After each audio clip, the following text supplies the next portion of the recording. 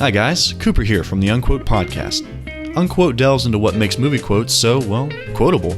See, I have a guest each week, watch a movie selected from the American Film Institute's top 100 movie quotes list, and then we sit down and ponder cultural impingement and cinematic preponderance and... Okay, you got me, my thesaurus was totally open.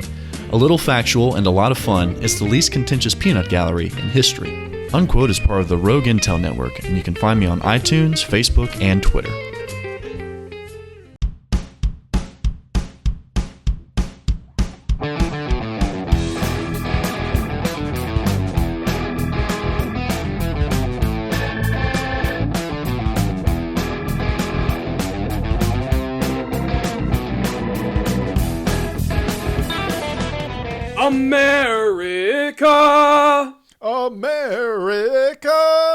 America! Fuck yeah! Coming again to save the motherfucking day, yeah, America! Fuck yeah!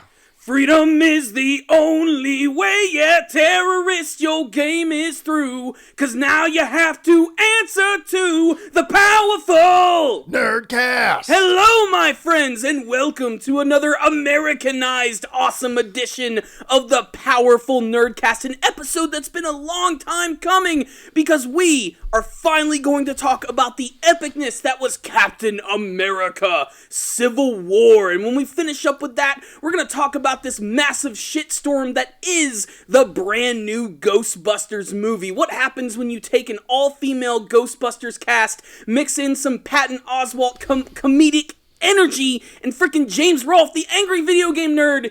You get the perfect storm. But let's get to some positivity first. Christian, Captain America Civil War, did you like it? I have to say, it met all my expectations. The only thing I thought I was going to see was someone die at the end. But then I thought, wait, both these characters are everyone's favorite. They're never going to kill off any of them. And if they killed off Captain America, it would have made him a martyr, and he would have been right. And they wanted it to be open-ended at the end. You decide.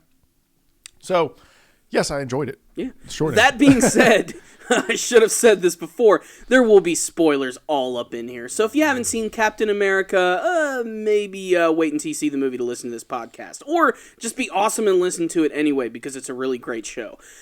So instead of just giving you guys like just sort of like a typical review on Captain America Civil War and just going through the whole movie and everything, let me just give you a quick rundown of what the story is. So all of the destruction because they don't know. Because you don't know. Basically, all of the destruction and collateral damage which has been caused by the Avengers has sort of caught the eye of a lot of the governments of the world, and thus they've come up with this brand new law which are known as the Sokovia Accords, where all superheroes or superhumans are going to have to sign their name, and they are going to be regulated by the governments of the world. You have two sides. You have Captain America, who is not for any of this, and then you have Iron Man and his side, who's decide, you know what, we've caused enough damage. Let's try and be a little more regulated. And this causes a lot of internal conflict, as well as a villain who is working behind the scenes and manipulating all of these events, and this leads to a lot of kick-ass superheroes doing what they do best, which is using their powers and looking good doing it. And you know what? I think it really did that in this movie. Like, it opened up with an amazing action scene, and then after that, there's like 5 more big major action scenes throughout the whole course of the movie. I think in terms of seeing like a big Hollywood explosive superhero film, this has been one of the best ones that I've ever seen. I just got to say, like, when I sat down to see this movie, I knew it was going to be good. Something in me told me that this movie was not going to suck. Because you had like Iron Man 3, which was real iffy. You had Thor, Dark World. Was that what it was called? Yes. Yeah, it was like, I didn't even see that one, actually. I just saw like the end fight scene. I was like, this sucks. Yep. I had more fun watching the blooper reel of that film, where they're all fighting on green screen and like Thor's cape flies in his face and he's like trying to pull it off and stuff. Like, that was more entertaining to me than probably watching that film. So, but I knew this was going to be good because the last Captain America was awesome. And I thought Bucky had a lot of potential to be a good character, and he was going to be pretty much like Captain America's like main go-to side guy besides Falcon. Falcon and Bucky are like Captain America's side bitches, in this film. And they also have like Winter Soldier's his bottom bitch, though. You think bottom bitch? Yeah, easily, without a doubt. Falcon's the pitcher. Yeah. And, Anyway. We're not going to discuss who's the pitcher and the catcher in that group. Let's face it, though. Cap's the pitcher. Cap's the pitcher. And he makes out with his longtime lover's daughter. Her niece. I don't know. It's like he barely knows. We'll get to that. The love triangles. Yeah, like I said, we're not going to like talk about the whole story of the movie because that would just be boring. But let's just talk about all the characters in this movie because there were so many. So let's start from the top with Captain America, played of course by Chris Evans. Awesome job. Again, Captain America now being a character that's more driven by his feeling, his gut, and not his service to the country as much anymore. More so like the world's confusing. America no longer means what America meant in the 1920s and 30s. It doesn't mean that. So with that in mind, like he's now going on, he knows the problem with this Soviet, the Accord, the Superman law or superhero law. The problem is Hydra has infiltrated every government agency they've ever worked with. And he doesn't outright say it, but he does say like, this is probably going to be a problem. People's agendas change. And so Captain America, again, my favorite person. And I was Team Cap, I was Team Jacob. Or whatever. Every time someone says team something, I think of Team Jacob and Team Edward. And what did you think of Captain America? And then we can go to the next person. Again, Captain America was freaking awesome. Chris Evans has really embodied that character a lot. I don't even remember him as the Human Torch anymore or as the asshole main lead from Not Another Teen Movie. I just see Captain America when I see him now. Not Another Teen Movie. Yeah, I know. Isn't that weird? Yeah. When you know that, too, it can kind of ruin some of the scenes with Captain America a little bit. You almost expect him to say something really stupid and goofy. Yeah. But yeah, Captain America has really, grown so much as a character since his very first film, and you really do understand him. He went against the Third Reich himself. He went up against Nazis in the very origins of Hydra and Red Skull, and he's seen what happens when these type of organizations get taken over from the inside, and that's why he's so untrusting of wanting to work with these other governments. He's seen it firsthand himself, so you can kind of understand where he's coming from.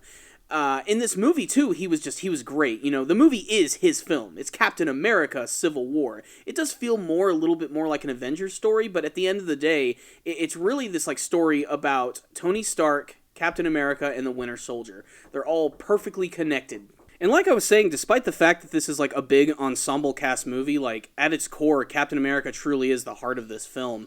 And you get to see a lot of great moments from him in this movie. He's definitely not as extravagant as some of the other heroes, but he still has a lot of impressive scenes. I still think his ability to ricochet his shield has not gotten old yet. That initial scene at the beginning of the film when all of the different various members of the Avengers are in Wakanda, I believe is where that was.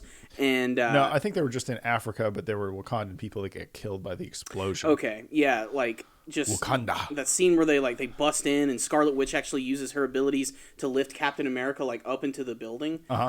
Even before the movie came out, when I was looking at the trailers, I was like, how the fuck did Captain America jump up that high? They answered it in the movie. Scarlet Witch used her powers. He just jumps in, starts kicking ass, hiding behind walls, looking for just a split second, and then throwing his shield. It ricochets off of a couple of the other walls, hits someone else, comes right back to him. It's so damn satisfying. Even Spider-Man comments on it. He's like, that thing doesn't follow physics at all. Yeah. The scene where Captain America fights Spider-Man at the airport, which, that's arguably the best part of the movie, is that airport scene. Even though it's not the final fight scene, it is probably the best fight scene of the film. When Captain America was fighting against Spider-Man, it almost seems like he was trying to kill him, towards the end of the fight, when he takes the shield and throws it up against that, big carrier next to the plane, which almost, crushes Spider-Man. I'm guessing Captain America was just thinking, oh, he's got superpowers, he's super strength, he'll be just fine. Maybe he was just trying to murder him there, but still, that was a really intense fight scene. And the fighting choreography is still just as good as it was in Winter Soldier. To me, the fight scene with Captain America and Spider-Man is actually interesting because to me they're almost like dueling. It was like an anime fight. They were dueling ideologies at the same time while dueling each other, which is something you see in anime all the time. You can't just fight someone. You also have to tell them that they're wrong in their ideology and everything while it's you're fighting every single major Gundam battle. Pretty much. How are they communicating? Do they all use the same radio frequencies? I don't know. You don't think about that shit because too much. wouldn't the enemies have an encrypted radio frequency that the other guys couldn't use? How come they can all talk so easily? It's an anime with okay, I shouldn't be questioning it. Logic goes out the window. And the missiles and guns don't work, but the swords do. Yeah. I don't know. The only thing that I don't really like about Captain America in the movie, and this is something that even the audience reacted to pretty strongly, is how quickly he fell in love with Sharon Carter, the niece of Peggy Carter. She's hot. She was attractive, of course. Yeah, don't get me wrong, but it's just like, man, that just sort of came out of nowhere. Like, as soon as they're like, oh, Peggy's dead? All right, I'm screwing her niece. Like, they wasted no time, and they shared barely any screen time together. There was, like, one awkward waiting for an elevator scene. As soon as he was done, holding her casket, he just had to get to work. That's awful. Captain America's just like, he's like pallbearer, just holding it. Oh, fuck, that's his niece. Fuck this shit. Yeah, drops it. It's over. Her body falls out. Oh, my God, Peggy! What are you doing today? You got some time? I saw you were off work. But that's how quickly, like, they barely share any screen time together. They're in a couple rooms together. Okay, but it's the final. I know you're about to go off, so let me give you a kiss as you head off to war. It's kind of that thing. It's not it might be more a gesture than we're actually in love. Yeah, Captain America's an old school guy. Maybe he's just, that's just the way things were. Sometimes you just gave a woman some tongue on the way out the door. Yeah.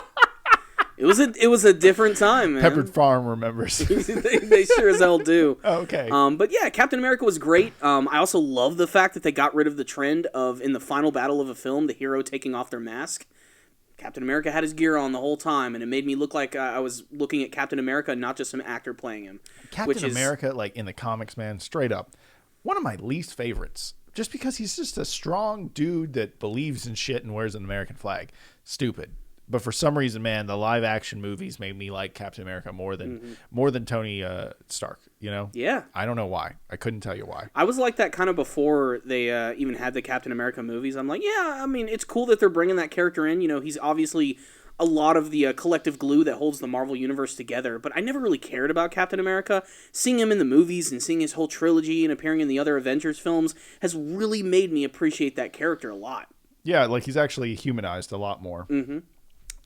And let's go to another character. All right, next let's go ahead and go to the opposing side with Tony Stark, Iron Man, played, of course, by Robert Downey Jr. Again, what is Robert Downey Jr. before he was a superhero? A drug addict? Yeah, damn. Okay, we're all going for the low blows today. I'm not above it. Yeah. But the point is, before he was in the MCU, he was always a great actor. Mm-hmm. And now he's a great actor while playing a superhero. Yeah. And he does not want this fighting to happen. Mm-mm. Every scene until the end, he's like, I'm just trying to keep us together, and you're fucking it up. I'm working these deals behind the scene. He's fucking Donald Trump. He's like, no one makes better deals than me.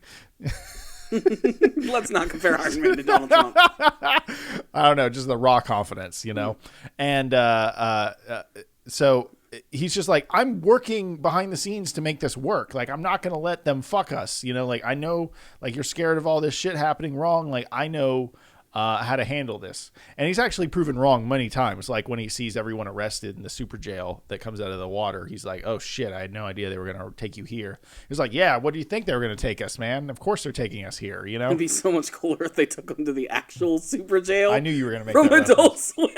They're not actually in the super jail. They're just in a little cell with a glass wall. Why does all prisons and movies have glass walls? You know why? Because it would suck to shoot through bars. Yeah. That's why. It's not to say there haven't been prison movies that do that, but, Silence of the Lambs, I think, made that pretty popular. It's all high-tech prisons have glass doors. Mm-hmm. I don't get it. Anyway, it makes it easier to shoot going back to Iron Man, one of the most interesting things about his character, again, just like Captain America, his character has truly evolved since his very first film. Obviously before he was Iron Man, basically he was just sort of a millionaire playboy, didn't really care, just following the footsteps of billionaire playboy, following the footsteps of his father. And it wasn't until like tragic events and him almost losing his life and seeing that his weapons were killing innocent people that he realized that something had to change about this stuff. But even with that, even after the course of all these movies, experiencing that event in the Avengers where he went through the wormhole, or even more so like the building rage that he has against Captain America, like in the last Avengers film, you could sort of start to see that build up. And then in this movie, there's this scene where he's confronted by this woman who's like just been waiting for him, like after this like big conference, and she's one of the this mother whose son was like lost in the Sokovia battle with Ultron and everything, and that's when he sort of like presented with like a face, and it's like that moment it's like, oh shit, like I have got to try and make things better. And that's because we've been so unregulated about the way we do things. We just sort of go in and just start tearing shit up. I think there was this one line that he had that I thought was just, it was really, for a lack of better pun, it's stark. Basically he was saying, a lot of people, this kid was getting killed while we were in there kicking ass. Looking good, kicking ass and doing it. And I thought that scene was funny, but it was also really dark at the same time. You could tell it really bothered him to a point where he is ready to go along with the whole Sokovia Accords. And this also, I think, ties really well into the fact that Tony Stark is the person who finds Spider-Man. Because in a way, it's almost like he's trying to like make up for the loss of that one child by helping out this other kid who also happens to have superhuman abilities, and he can try to sort of show him the right way to do things. This is in a way sort of him atoning for his sins. It's very under the surface kind of stuff, but it's little things like that make these characters really deep.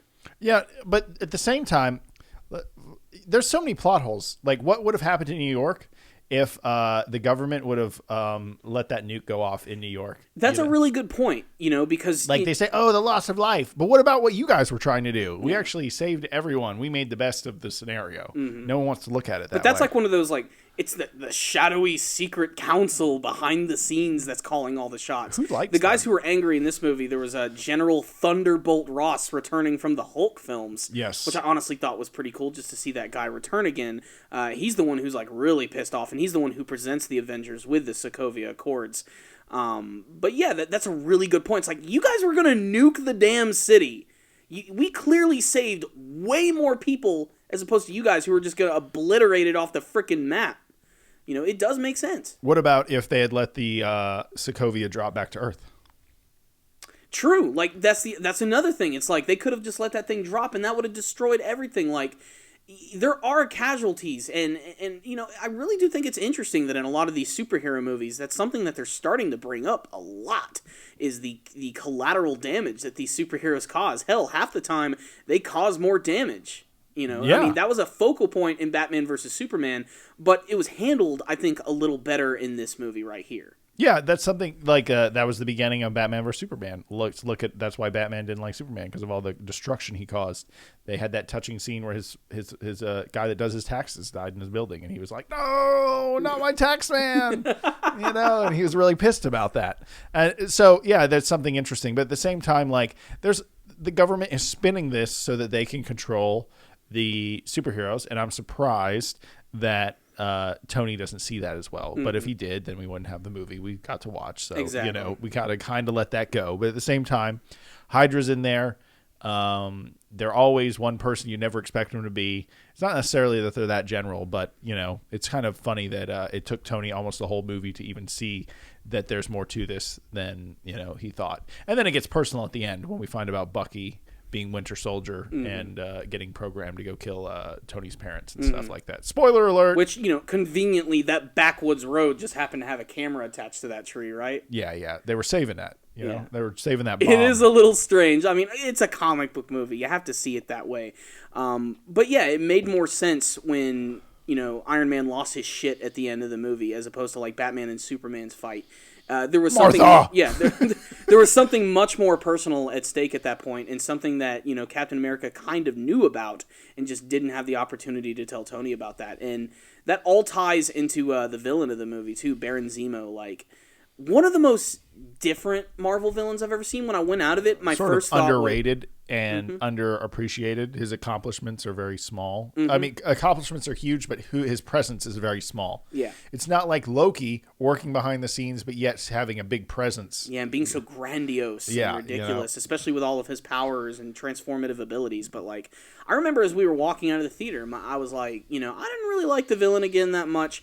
But then we also saw it with a friend of mine, Cody, and he was like bringing up the fact, he's like, I don't know. I mean, his overall plan was really ingenious, like how he actually got the Avengers to actually kill each other. I mean, a lot of it was really like well timed. Like, I don't know if he planned on certain events going down the way that they did, or if he truly manipulated them that much. But it made for a slightly different type of Marvel villain, and in some way, the most successful Marvel villain so far. Like, he actually pulled his plan off. Except he didn't get to kill himself, or he was kind of... He tried to kill himself at the very end, but he was stopped by Black Panther. Oh, he got Black Panthered. Yeah. So, do you want to talk about... what do you think about the final fight between Iron Man and Captain America?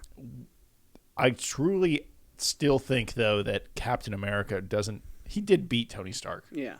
But I don't think in most scenarios, he would have done that because the iron suit is just way more powerful. I mean, to be fair, he did have help from Bucky as well. Who was definitely kicking all sorts of ass. Like that scene they had in the trailer where they're switching the shield and everything. Yeah, slam. They managed to make it even more brutal in the actual fight. Like Bucky even ends up losing an arm. And then that's when Captain America... A robot arm, to be fair. Yeah. And then Captain America just starts wailing on frickin' Iron Man, just constantly hitting him with the shield. The mask gets destroyed. He crushes his the little thing that powers his suit, like on his chest. And that's pretty much the end of the fight. The Allspark? The Allspark, yes. God, fucking Transformers. But yeah, that scene was so crazy. Like, especially when, Tony Stark's mask got destroyed, and he starts to lift up the shield, and you could just see the fear in Iron Man's. He's like, this guy's about to crush my damn skull with his helmet, and then boom, no, Captain America's like, no, that's not the way I fucking do things. Yeah. I won. Yeah. Back the fuck off, and then he left. That was such a great fight. I also loved, I know the hardcore comic fans noticed this, the scene where Iron Man tried to hit Captain America with his pulsar rays, like at point blank range. Yeah. And then Captain America blocks it with the shield, and then they're like, basically having like a parry. They're doing a Dragon Ball Z move. They're whose power is stronger. That's actually one of the comic covers of really? Civil War. Oh, I didn't Iron know that. Man and Captain. And when I saw that, I was like, oh, it's just like the comic cover. It's awesome. Okay. So they definitely recreated that scene and did a really great job with it. But yeah, I love that final fight between Captain America and Iron Man, who were arguably the stars of the film. And again, the acting really fucking good because Iron Man loses, and Tony, being such a witty guy, still is like talking shit. Like, hey, that shield isn't even yours. Like, my dad made that. And he's like, fine, keep it. And he like throws it in his face. And that was a cool moment. Yeah, he like such throws a cool it. moment. And he's like, fine, you have it then. And then he leaves. And he's like, you have nothing because you can't take anything from me. You want the shield? Well, fine, I'll leave it with you. So yeah, I just thought that the whole the acting side of the film just struck me as really good. Mm-hmm. So, and again, like I said before, Tony Stark was a great superhero. He was a great actor, and that still holds true. Let's talk about other people, dude. There's the Vision, Scarlet Witch, Black Panther, Ant-Man, Spider-Man. There's 1,000 other people. There's so many other characters, so we're going to try and get through these a little quicker. We have Black Widow, Natasha Romanoff, Scarlett Johansson. Could care less. Okay, next character. You really don't have anything to say about Black Widow. She can't have babies. It's super sad. Wah. Let's keep moving. Okay. Yeah, I mean, her presence was basically the same as it's always been, but I like the fact that she would switch sides. Like, occasionally. Like working for one group and then allowing Captain America to escape because of the relationship he's had with him. That was a pretty important part of the film. But, it's hard to remember Black Widow when you have all these amazing costumes. To me, Black Widow has almost become Scarlett Johansson, and Scarlett Johansson has become Black Widow. Mm. So I just see Scarlett Johansson in an action film. Until she maybe gets her own movie. Yeah. They can kind of, not weird artistic flashbacks of ballerinas. Like a little more there. Of which there was none in this movie. Thank God. Yeah. I like Black Widow. Her concept is cool. And her and Hawkeye, is it Hawkeye? Yes. Green Arrow, whoever, together. Them together, to me, made one really good character or one really good duo. So now that they were apart, I sort of didn't care about those two characters as much. And I like that they kind of made them compete. But at the same time, they even said, like, hey, Scarlet Witch got in there and threw Black Widow. And she's like, you're pulling your punches. Get in there, So those characters are nice, but I still think Black Panther stole the show in a lot of ways. Well, before we get to him, let's just go ahead and talk about some of the other side characters. We have Anthony Mackie, who played Sam Wilson. That's Falcon, who's a character who just continues to be a lot of fun. Again, not used as much as I think he should be, but he had a lot of really great scenes. I love the way how every single movie they always manage to make like his tech work better with his fighting style. Yes. Like in Winter Soldier, it's just like he flies around and he shoots shit. Now he's like using his wings as like shields and using the momentum of his flying to like spin himself so he can like take out two guys at once. Yes. Just there's a lot of fight scenes with him that look really awesome, and he's another interesting character. He's so blindly devoted to Captain America just because they're such good friends. That's very true. And also I feel like the biggest dynamic is him and Bucky together because they sort of have this love-hate relationship. Like they're like jealous girlfriends fighting over Captain America. That scene in the car. Yeah, the scene in the car or the scene where they're fighting Spider-Man and at the end, they're they're like, why didn't you do that at the beginning? And he's like, fuck you, man, you know, or whatever it was. You know, they were like bickering. The bickering is funny, and I enjoyed that. And I thought that they got more time. They got enough time on screen, and I like that. We also have Don Cheadle, that's Rhodey, that's War Machine, who actually ended up being a fairly important part of this movie, especially with the end result. He was a good plot device. Yeah. I still think War Machine can always get more time on screen. I always wanted to just see War Machine shoot more shit for some reason. Don't worry, he does this in that movie. There's Yes. a great scene where a lot of shit was just being thrown at him from like multiple angles, and he just destroys every single thing in his way. Here's the thing. Ant-Man's supposedly powerful with his suit that can shrink and stuff, but like what happens if you shoot Ant-Man? Does he die? Does he like block those bullets? Like he never gets shot. Like especially when he was big, when he was Giant Man. Yeah. Like what happens if you just ran across him with a chain gun? Would he just die? I don't know. We don't think about that. There's no members of the Avengers that have a chain gun, so Except War Machine. except for War Machine, but he was fighting someone else. Yeah, he was fighting conveniently. Anyway, sorry, just pointing that But shit yeah, out. War Machine was important, though, because he was severely injured in this movie. They made it almost seem like maybe he could have died, potentially. But no, he actually ends up surviving. However, he is paralyzed from the waist down. But at the end of the movie, Tony Stark ends up getting him a new pair of Lieutenant Dan legs, and that allows him... waiting. Yeah. I stole that thunder pretty quick. War Machine, you got new legs.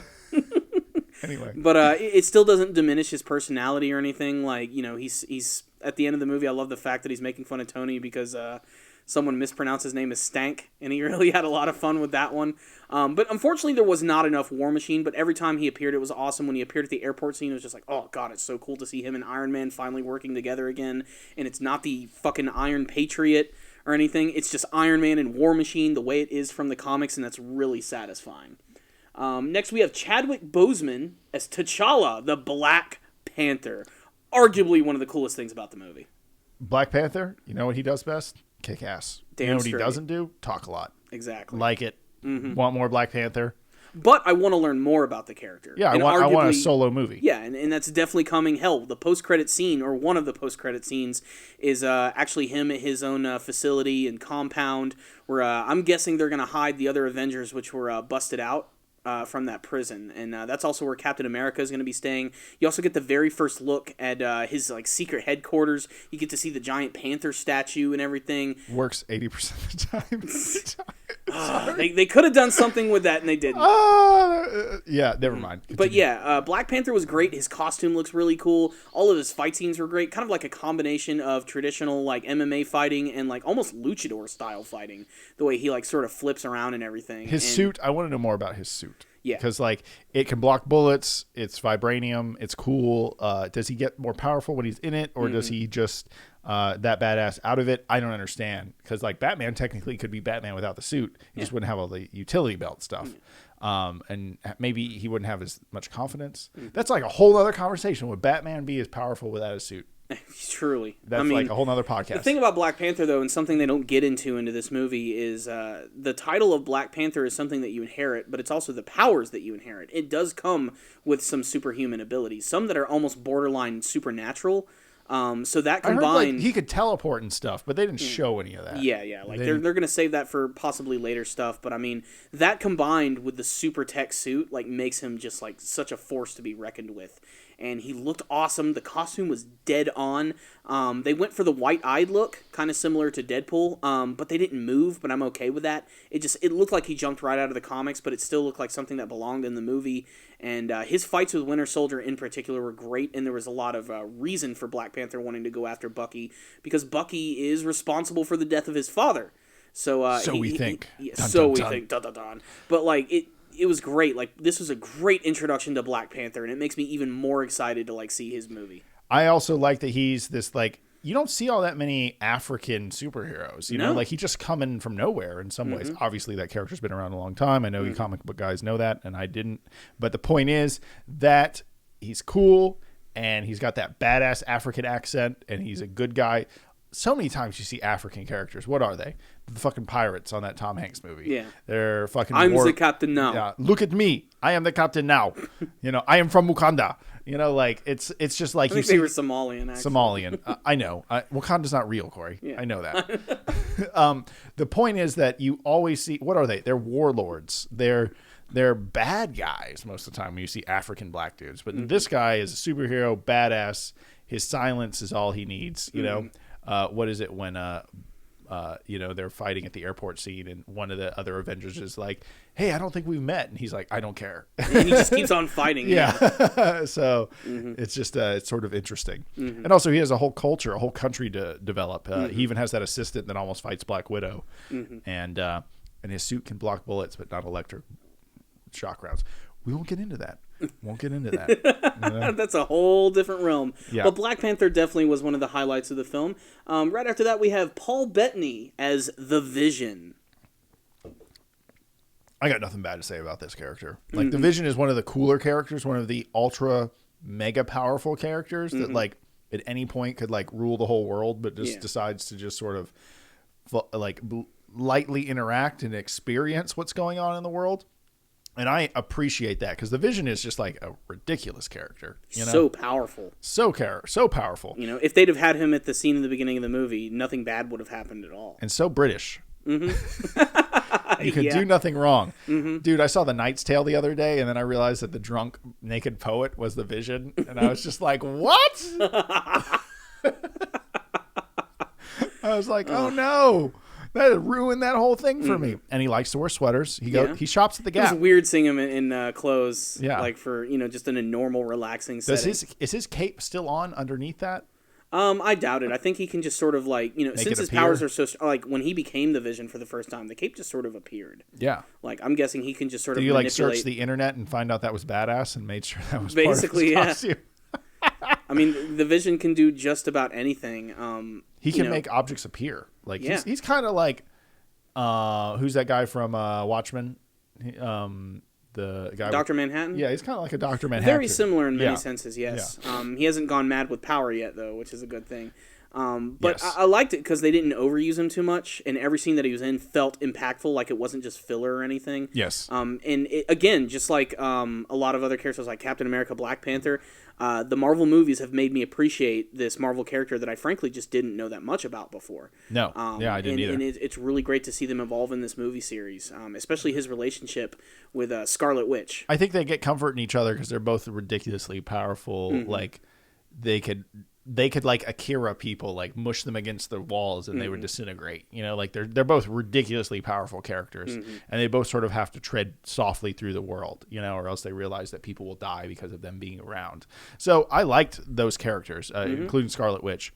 But when I found out she was an Olsen twin sister, like I can't unsee that either. You can definitely see it in her face. Yeah, it's sort of strange. I'm glad they kind of ditched like that goofy accent they kind of had. I mean, it was still kind of there. Like I don't remember that. In Age of Ultron, both her and Quicksilver had this like kind of like goofy, I am Wanda Maximoff, I am the Scarlet Witch. Like, you mean like some heavy European Russian sort of thing? Yeah, like it didn't work for me that much. But I liked her a lot more in this movie. But she was arguably just as important as a lot of the other characters, as she kind of sets up the Sokovia Accords at the beginning of the movie while trying to save people, and inadvertently ends up killing a ton of innocent bystanders, and that causes her to be extremely resentful of some of the other members of the Avengers, including the Vision, who really is just looking out for best interest, and obviously they're setting up some sort of romantic angle with those two as well. You think so? Definitely. I mean, maybe I was just seeing that. I don't know. I think he genuinely does care about her, but there is a strong connection between the two, and it's not just because in this version of the universe, Scarlet Witch got her powers from that gem, which is in the Vision's head. So there is a big connection between those two characters, although in the real Marvel universe, the real geeks know that Scarlet Witch is the daughter of Magneto. Oh, really? Yes. But so is Quicksilver. He's the son of Magneto, so they're siblings. And they're actually mutants in the other universe. But since in the MCU they can't say mutant, they've changed them a little bit. What do they call them? Extra human? Or they're just super. No, but they had a term for it, like extra human or enhanced human or something. Sure, something like that. They had some more term for it. They had another term for it. Even in Batman versus Superman, they had like their very own. That's the term I'm thinking of. I'm confusing those movies. All right, but anywho, moving on, we already talked about Scarlet Witch as well. We had Paul Rudd as Scott Lang, the Ant-Man, a character who was severely underused in this movie. That's literally what I was about to say. Severely underused. Like, he should have had at least 10 more minutes. Mm-hmm. That's a lot to ask for, I guess, in today's movies when you got that many characters, but severely underused. He could have had so many more one-liners, you know? But every time he was on screen, it was great. Like, when he appeared for the first time, the theater just chuckled their ass off. Yeah. When they saw him, they're like, oh, because I know there had to be some people in that theater who didn't watch many of the trailers and holy shit, Ant-Man's a part of this? That's really damn awesome. Yeah. And he was definitely one of the show stealers too during the big airport scene. One, just because his scenes are really interesting because of what they can do with him. The fact that he can get all small and go into Iron Man's suit and everything. I love that Iron Man's like, what the hell is going on with my suit? Dude, it's your conscience. Don't worry. We don't ever talk. And then, obviously, the big scene, no pun intended, where he becomes Giant Man. You did mean that pun. I What did. the fuck are you talking about? You fucking... Sue me. He becomes Giant Man and starts ripping off the wings of fucking airplanes and just, like, throwing them all over the place. He becomes the big distraction because he doesn't really do all that much. Not that much. You know, I mean, he causes a little bit of destruction. And then there's that great scene where Spider-Man ties up his legs while referencing The Empire Strikes Back at the same exact time. Iron Man and War Machine come in and they punch him at the same time. Like, that was just a really satisfying scene.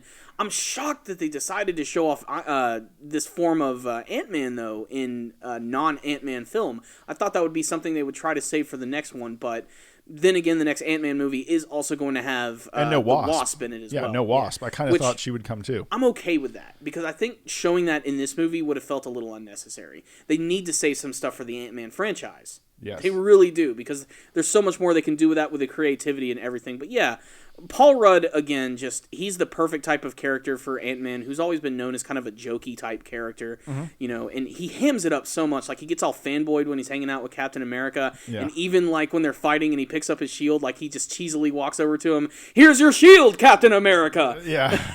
And just, like, Captain America has, like, this weirdest look on his face, like, are you serious? Yeah. And it's just, you can tell that he's really having a lot of fun with the role. You can understand, too, it's like the same thing with Spider-Man. Like, he almost can't even believe he's a part of this, you know? Like, he's trying to citizen arrest people. Yeah. Stuff like he doesn't even understand what's going on. Yeah. And that's a perfect segue. Let's go ahead and talk about Spider-Man. Best Spider-Man yet. Yep. Best Spider-Man yet. I mean, just... And why not make the ant hot?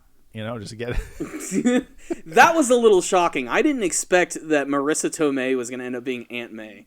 Why not? Which, still looking very great for her age. And it's even funnier for people who, like, you know, follow celebrity bullshit, because years ago, Marissa Tomei and Robert Downey Jr. dated.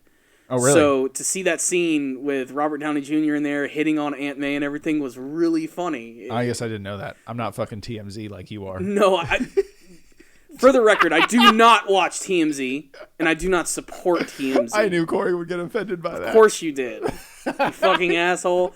But yeah. Who did he date next, Corey? Who's he dating now? I don't know, and I don't care. The point is that scene was funny because of that. But Spider-Man, who's played by this young kid by the name of Tom Holland, easily the youngest Spider-Man that we've ever seen, but honestly, it's very fitting. Spider-Man has always been sort of like the young buck superhero who looks up to all these other big guys, and that's definitely what I got from this movie.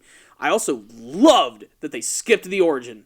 They got right past it. They barely even talked about it. He showed a movie. He showed, like, here, I saw this. He's like, where's your suit? And he just, like, pokes around his closet and finds it. He barely even tries to hide his super suit. Yeah. But they established, too, that this Spider-Man has only existed with his powers for about 6 months. So for this Spider-Man, the death of his Uncle Ben is still very strong to him. And they don't even mention Uncle Ben, but they hint at the fact that, you know, when you have the power to save someone and you don't do it. Looking at Aunt May, I bet Uncle Ben was, like, ripped, and he was coming out of the gym, and that's where he got shot. Wow. Can you imagine, like, you know, if Aunt May looks that good, this version of Uncle Ben has got to be like a monster. Yeah. It wasn't who's that actor that played the last Uncle Ben? He's that very classical actor. Oh, I want to say it was Martin Sheen? Yeah, Martin Sheen ain't fucking that. No, fuck no, he's not. I don't even think a Viagra would help him out in that situation. Maybe but... Cialis.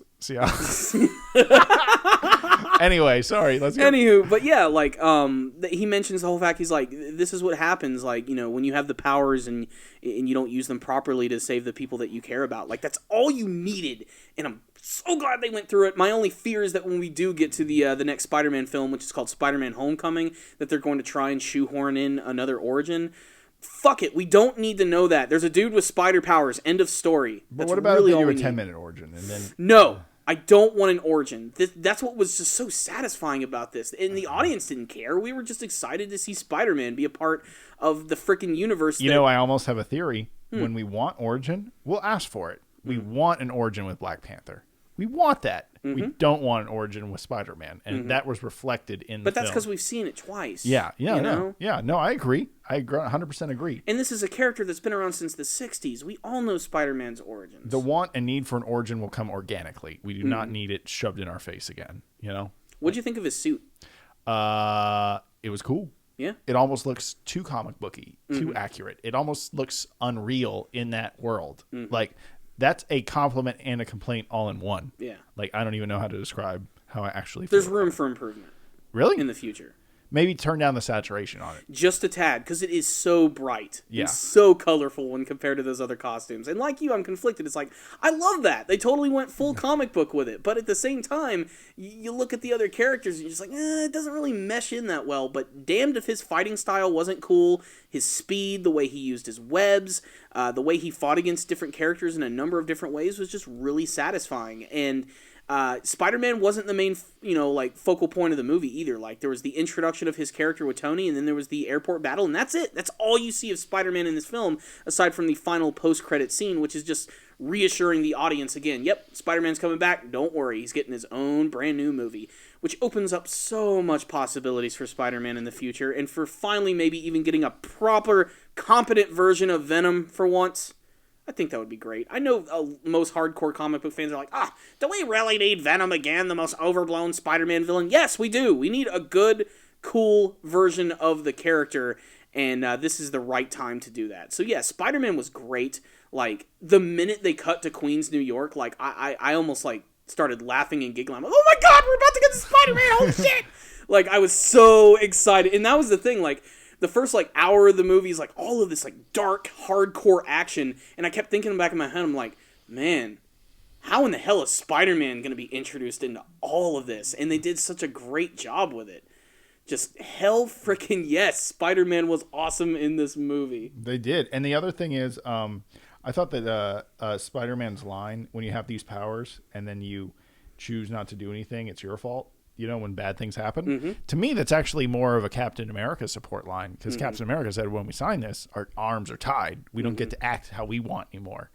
Isn't that almost saying, like, Spider-Man almost should have been on Captain America's side?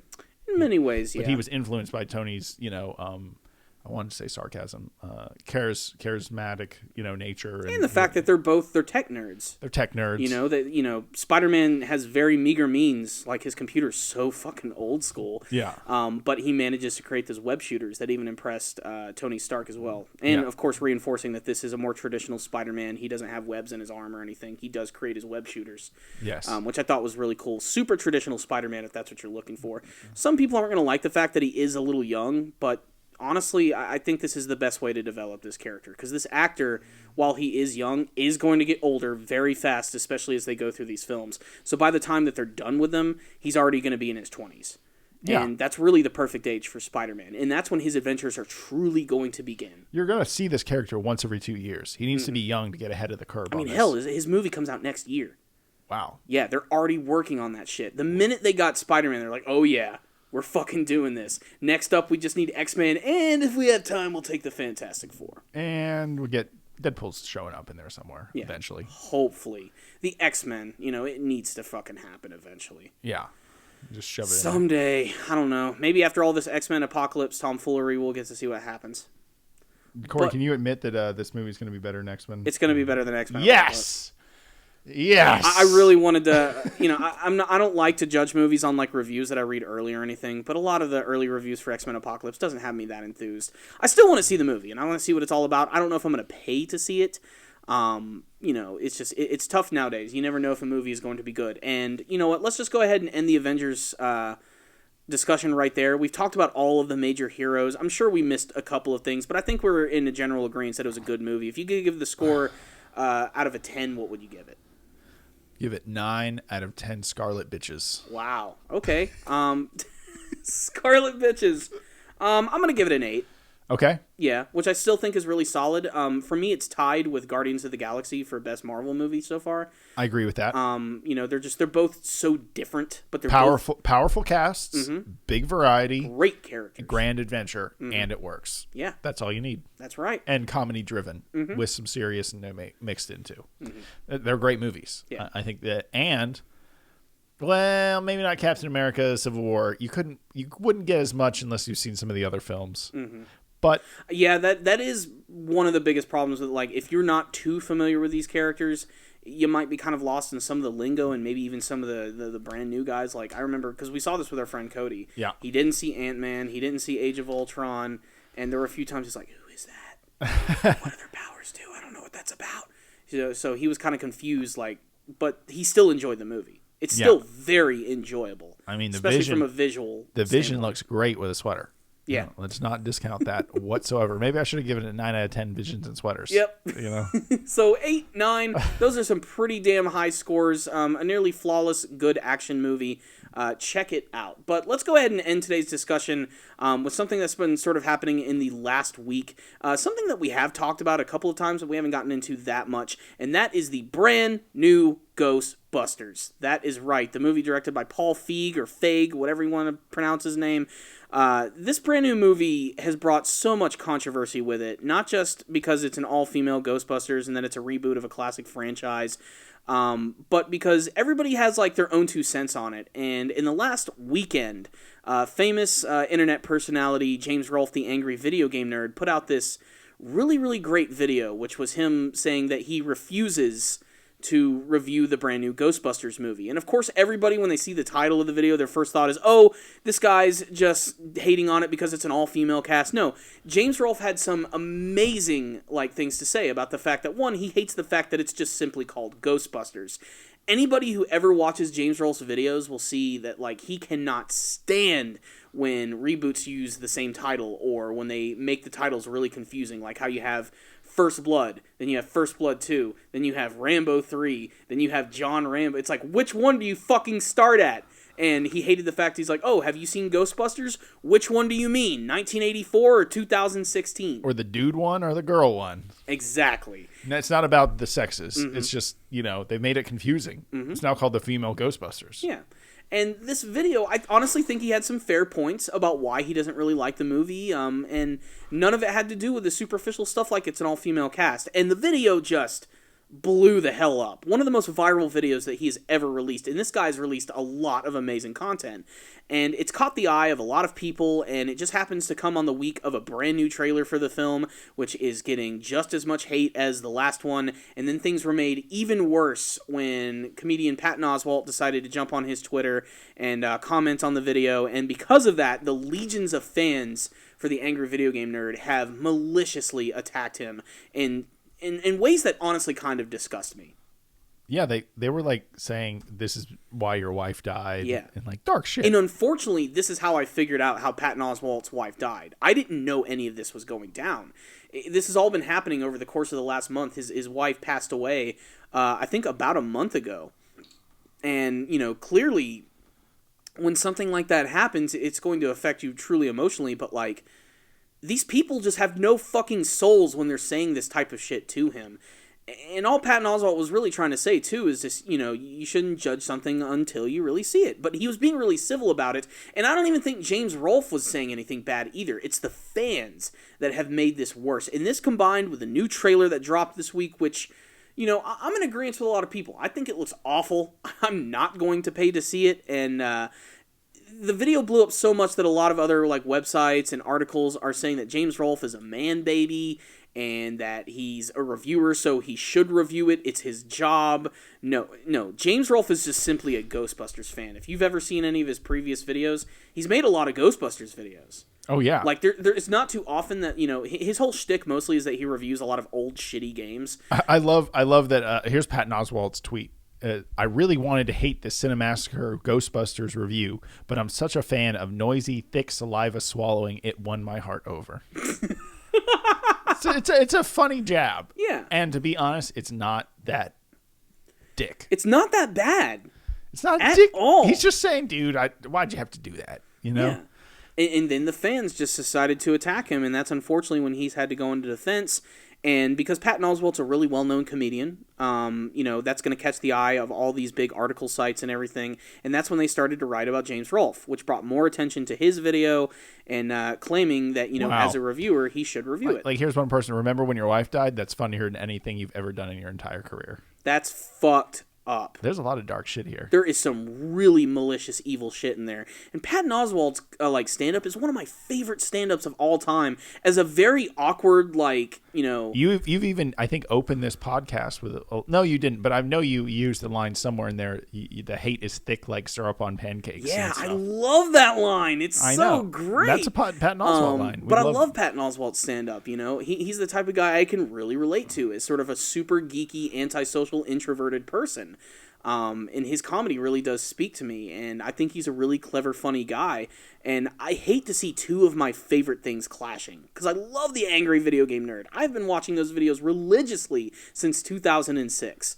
I've been listening to Patton Oswalt since the early 2000s, and you'd think these are two guys that could really get along, considering the way their personalities are, and unfortunately, the fucking poisonous fans have made this awful, and it makes me so grateful that the fans that we have on our Super Commie page and people who listen to this podcast are so fucking nice and positive. But at the same time, we are one fuck up away from a mountain of shit falling all over us. Yeah, I mean, that's all it takes. Yeah. Is one wrong move and it's all over. Yeah, or at least for a while. Mm-hmm. And then hopefully some people stick around. And that's the thing that sucks. Like, this should have been the video that propelled James to even more stardom, but it's causing a lot of unwanted hate and controversy towards him. And he hasn't commented on it yet, and I don't think he really even needs to, because it has nothing to do with him. It's his fans that are causing this trouble, and they're making things way worse, and it's just adding so much more shit on top of this super controversial movie, which, the first trailer for the film is the most downvoted movie trailer on YouTube. The second one is on track to possibly even beat that record. It's the type of video that people will go ahead and click on before they even watch it. I'm not going to lie. I downvoted within 20 seconds of watching the brand new trailer. But I did try to give it a chance. I really did, but I'm not feeling this movie. It's funny, on average, he gets anywhere from 100,000 to 300,000 per video, and then that Ghostbuster one, after 2 days, is almost at 1 million. Yeah. It shows you it's blowing up. Yeah. It's big. It's catching the eye of a lot of people. And a lot of people have made Ghostbusters videos, but his has just been propelled forward. And in it's so different than the other ones, too, because it's so civil and so, calm and collected, not being super angry. He wasn't in character at all. That's also the thing that makes it sad that everyone's attacking him, because it's that was him being him. Yeah. That wasn't a character he was hiding behind. Yeah, that wasn't the nerd. So it's strange that is such an issue, that the internet's full of fuck faces, though. Let's be honest. The YouTube comments alone are some of the darkest pit of things. Yeah. It's like the lowest common denominator. Whoever makes the shittiest comment, if you can make a shitty comment but you also make people laugh, then that thing will be at the top of your fucking video. People will be like, oh, you suck dicks while you play that video game. And it was 35 thumbs up. And there it is at the top of your video, And it can potentially ruin some videos. Yeah. It causes a lot of people to want to, turn off their comments or something. Yeah. Super thankful that our commenters are pretty good. I mean, don't get me wrong. Occasionally I get my always favorite, oh, you suck, you fat fuck. But most of the time I end up laughing about it, or I write back and say something really nice to them, which really throws them off. Really, that's my ultimate answer to trolls online is kill them with kindness.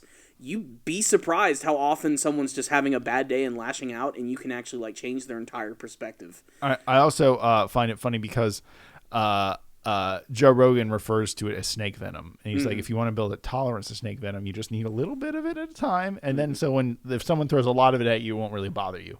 But if you're not used to the internet, And I remember in our early days, every bad comment would like fuck my day up. I know. It was just like, oh my God, what's going on here? Yeah. It's like, we shouldn't be doing this. Or someone would say something like, Christian doesn't even know what he's talking about. Why the fuck is he in this review? And I like, to this day, I remember that comment. You know, that shit doesn't bother me anymore. Because I know what kind of fan I am. When I review an anime with you, I'm not trying to be Wikipedia with this series. I'm just telling you my experience with it. Exactly. That's all I'm doing. I'm not trying to remember everyone's name. And we all know that the internet loves to correct people on stuff. Oh, yeah. That's their number one you favorite could release thing. the best damn review you've ever said, with the greatest visual effects, awesome lighting, great audio, and if you make one wrong mistake, they will call you out on it. And nothing else. They won't give you your opinion about the episode. Did they like it? No, you said this wrong. You did this wrong. Fuck off. Unsubscribing. That's my favorite thing, are people who say they will unsubscribe. Harry Partridge, amazing animator on YouTube, just released his first cartoon a couple weeks ago in like a year. And one of the funniest things about the cartoon was there was this like other version of himself who's saying, if you don't make another cartoon, I'll unsubscribe. And then Harry Partridge said, well, you don't really need to do anything to say subscribe at all, So I mean, it doesn't require you to do anything. So it's really not that big a deal. It's not that big a deal. But yeah, it's just, this movie is getting so much negative press from every possible angle. I'm just trying to understand, is it becoming fun to shit on this movie now? Because maybe it's just like the thing to do on the internet is shit on the new Ghostbusters movie. I mean, considering the culture of the internet and how poisonous it can be, yeah, there's definitely people who are doing that. Hell, there are straight up comments who's like, I just came here to dislike the video. Yeah. Simple as that. Or I came here to see how many dislikes this video got. I'm joining on the bandwagon. Yeah. There are literal comments saying exactly that, like on the trailer. People are looking to hate this film. I'm not trying to trash it too much. I've just made the decision that I'm not too happy about it, and I'm not going to go waste my money on it. And I'm not going to spend time making a review that's just bitching about it. The other thing is, you literally love this series. Yes. I much. could care less about Ghostbusters. So I am a little disconnected, and I'm also cautious to have a real opinion on it because I don't really care that they're remaking it. I don't want to see it because I don't really like, was it Melissa, who's that actress? Melissa McCarthy? I don't really care for her movies. And this looks like one of her movies, but she's also a Ghostbuster. Like I saw that I Spy movie she was in because my girlfriend dragged me to it. Same director as this movie, by the way. I don't really like it. Yeah. So that's why I'm not going to go see it, because I'm not a fan of that movie. I'm not a fan of those styles of movies. So that's why I'm not going to go see it. Yeah. But it has nothing to do with the Ghostbusters thing. It has everything to do that this movie, you've taken Ghostbusters and you've repackaged it into a thing that I don't want. And that's why I don't want it. But I also understand in that aspect why a lot of people don't like it, because what Ghostbusters was this like amalgamation of like comedy, comedy, drama, supernatural, action, horror. Yeah. It was like almost every type of movie. And now you've changed it into what was it? Not Bachelor Party. What was that one chick movie where there were all these Bridesmaids? You've changed it into Bridesmaids. Also done by the same director. Yeah, and that's not cool. And I get why people are pissed about that, because that's not cool, so I don't know. And you got to be careful what you say about the movie too, because most people in today's society, of course, are going to call you, oh, you're just anti-feminism and all that. No, I'm totally okay with an all-female Ghostbusters cast, but this movie just does not look that funny. The visual effects look fucking awful. I was telling you in the car earlier, they look like the shitty Scooby-Doo live-action movie that came out in the early 2000s. Yeah. There's no reason why the fucking 80s Ghostbusters movies look better. Like, it just, it blows my mind. Yeah, they shouldn't look But better. the biggest crime, of course, is that it's just not that funny. Every time I see people reacting to this trailer, there's not a freaking smile cracking whatsoever. They're just like, what the fuck is this? Yeah. And that was such a strong element of the original movie, was just how well written it was and how great the comedic timing was. So it's really a shame that all this controversy is coming towards James, especially just the timing of it all. Just like I said, I call it the perfect storm. Just all these things just happen to cling together and just turn into this giant shit ball. And it's exploding, and it's about to rain down on top of us. And it starts in July when this movie is released. And I cannot wait to see how well it's going to do, especially all the controversy behind it. There's no doubt in my mind, though, it's going to make some damn bank. You really think so? I think a lot of people are not going to see it. I think a lot of people are gonna see it just so they can shit on it. Yeah. Which doesn't help the cause. And that's the all. thing. Like, I don't want to waste my time doing that. That's why after seeing the second trailer, because before the first trailer, I'm like, I'm still going to see it, whatever. After the second trailer, I'm like, you know what? It's just not worth it. I'm going to walk out of the theater, and I'm just going to be angry. I should have just stayed home or hung out with some friends. Yes. You know, it's just, if you're that upset about it, just don't see it. And that's something that James was saying, too. Like, if you're not into this, if you're not digging it, don't pay to see the movie. Let the studios know that this is not what we want. And that really is the best way to do it. But then again, I mean, this is Ghostbusters. There's going to be non-hardcore fans who are going to be like, hey, I remember Ghostbusters. I'm going to go check that out. And there's going to be a lot of people like that. Because Ghostbusters is one of the most classic American comedy films of all time. Of course. So it's Bill going Murray, to, Dan Aykroyd, all that shit. I mean, they're going to bring butts and seats. As simple as that. Absolutely. But you know what? There it is. That is just something I wanted to talk about. It's just something that's been brewing. We'll see. Maybe in the future when I have an opportunity to sit down and see the movie for free on TV, maybe I'll give my thoughts on it. But for the time being, I'm no longer going to pursue this new Ghostbusters film. I'm officially done with it. So you're against women? No, I'm not against women. So I think women are freaking great and they can be really funny. Kristen Wiig is hilarious. She's a really funny chick. Just not in this movie. And Melissa McCartney is obviously funny to someone. Clearly. Someone likes her. Yeah. You know, not my... Just like when people hate on Justin Bieber, I'm like, that fucking music isn't for you, though. Mm-hmm. He's... Obviously, someone likes him. And why don't you just not shit on him and just go about your day and realize that it's not for you? It's so easy to just be angry and cantankerous all the time. Well, people are looking for a reason to get pissed off. Mm-hmm. And now the internet just found one. And that's the new Ghostbusters movie. Mm-hmm. Kind of feel bad for those actresses because I know like the black actress, I do not remember her name. Leslie Jones. Leslie Jones. Mm-hmm. You know, she wants her muffin. She wants her muffin now, Matt. Yeah. But the point is... that was funny, though. Yeah, that was funny. She can be funny. Mm-hmm. I also feel bad, though, she has to play the angry black woman all the time. I don't really like that role, and I think she kind of gets shoehorned into it, so I feel bad for her in that aspect. Maybe she loves playing it. Maybe she's like, fuck it. She's laughing all the way to the bank, you know? I'll act like an angry black woman when I cash this. You know? But the point is that I feel like some of those actors have strong careers ahead of them, and so I hope the movie doesn't fuck their career up, because that's not what I want either. So it's an interesting concept. We'll see how much people actually truly boycott it, because I feel like that's the thing that we got to see have happen. Because if it doesn't really happen and they don't truly boycott the movie, then I don't know if it's going to matter. You know, I think they're going to love the reboot. But maybe this is the one thing, the one time they'll actually stand their ground and kill a reboot and send Hollywood a message. And who knows? Maybe we'll be surprised. Maybe this will end up being fucking great. We'll just have to wait and see. But who you going to call? Not the theater to pre-order your tickets. That's for damn sure. So, guys, thank you for joining us today. I just want to take a moment, thank our network, Rogue Intel. Rogue Intel's awesome. They allow us to speak our minds and be ourselves so that we can put this show on for you. So make sure to check out the other shows at rogueintel.com. And if you want to help keep the network going, make sure to head over to rogueintel.com/Amazon for all your shopping needs. Like maybe you want to watch the original Ghostbusters, pick it up on DVD at Amazon. It's not going to cost you any extra. You're going to save a lot of money, and a portion of your total will go towards the Rogue Intel network, which also has a number of awesome shows, so make sure to check those out. Thank you guys for listening to us rant and mumble about nerdy topics. We enjoyed doing it, and we appreciate that you guys are listening to our podcast. And if you ever want to check us out on YouTube, we also review anime and whatnot during the week, so check that out as well. And Corey, and make sure to leave us your topic ideas. Those are going to be very important going into the summer. Obviously, some of our anime-themed episodes are a little more popular, but I still like talking about these movies. It's something that we're very passionate about. But if there is a specific topic that you guys would like us to address or talk about, or any questions you just want to ask me or Christian, we would love to answer them on the next episode or even the following episodes of the Powerful Nerdcast. So please tell us in the comments section below. Sounds great. Until next time, you guys, the Powerful Nerdcast is out.